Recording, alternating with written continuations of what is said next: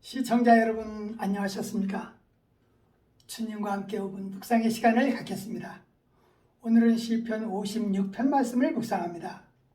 본 시는 다윗이 사울을 피해서 이스라엘과 적대 관계에 있던 블레셋으로 망명한 때를 배경으로 삼고 있습니다. 원수의 나라에서 자신의 생명을 부지해야 하며 살아야 하는 다윗의 고초와 슬픔은 이루 말할 수 없었을 것입니다. 이스라엘이 바벨론 포로가 되었을 때에 예루살렘을 그리며 슬픔을 달랬던 노래이기도 합니다. 본문 56편 1절에서 13절의 내용은 57편과 더불어 한 쌍의 시편으로 불리기도 합니다. 그것은 거의 같은 말의 시작이 비슷하고 같은 주제와 구성으로 이루어져 있기 때문입니다. 표제문에 있는 다윗의 빅담시라는 것은 다윗의 작품 중에서 황금시라는 의미인데, 이 시는 시편 중에서 가장 아름다운 것의 하나로 평가되기도 합니다. 요낫 엘렘 르호갑이란 말은 먼 지방에 있는 고얀 비둘기라는 의미로서 이방 원수의 나라 블레셋에 망명하여 실험 없이 지내고 있는 다윗 자신을 말하고 있습니다. 이 시 역시 다윗이 큰 고난을 받던 시절에 쓰여진 것으로 탄원시의 형식을 갖추고 있습니다.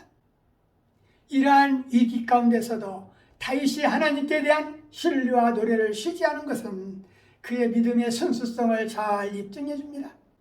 본문 1절을 묵상할 때에 하나님이여 나를 긍휼히 여기소서라는 본시는 자신의 처지를 하나님께 고백하면서 하나님의 은혜를 구하는 호소로 시작되고 있습니다. 그를 위협하는 사람과 도우시는 하나님이 명백하게 대조되는데 하나님의 긍휼을 구하는 것으로 시작합니다. 하나님의 자비를 구하는 것이야말로 신앙의 출발점이며, 이것은 자신의 무력함을 인정하는 가난한 심령을 통해서만 비롯될 수 있습니다. 다윗의 시의 특성은 긍휼을 베풀어 달라는 간구가 많은데, 원수가 온종일 삼키려 하고 있으니 긍휼히 여겨달라는 찬송시는 두려워하는 날이 닥친다면 주를 의지하겠다라는 것입니다. 다윗의 방황하며 유리함을 주께 계수하셨으니 나의 눈물을 주의 평에 담아달라고 간구하면서 이것이 주의 책에 기록되어 있지 않느냐고 반문하고 있습니다.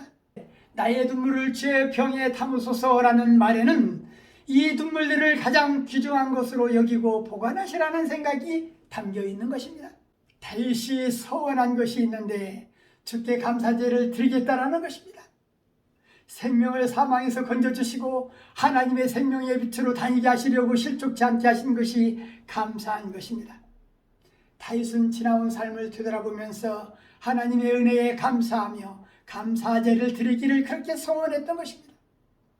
하나님이 허락지 않으시면 그 누구도 자신을 해할 수 없음을 확신한 그 믿음을 본시에서 보여주고 있는 것입니다. 믿음의 성도들의 소원이 있다면 어떤 것이 있을까요? 감사가 넘치는 성도는 결코 실족할 수 없습니다. 감사가 있을 때 신앙이 성장되어 가는 것이며, 감사가 감사를 낳는 것이고, 감사할 줄 모르는 자는 하나님의 은혜를 깨닫지 못하는 자요, 이기주의자가 될 수밖에 없다는 것입니다. 감사가 있는 곳에 예수님의 마음처럼 넉넉한 마음도 있다는 것을 저나 시청자 여러분들은 잊지 않도록 해야 할 것입니다. 말씀을 상고하며 기도하며 묵상의 시간을 마치겠습니다.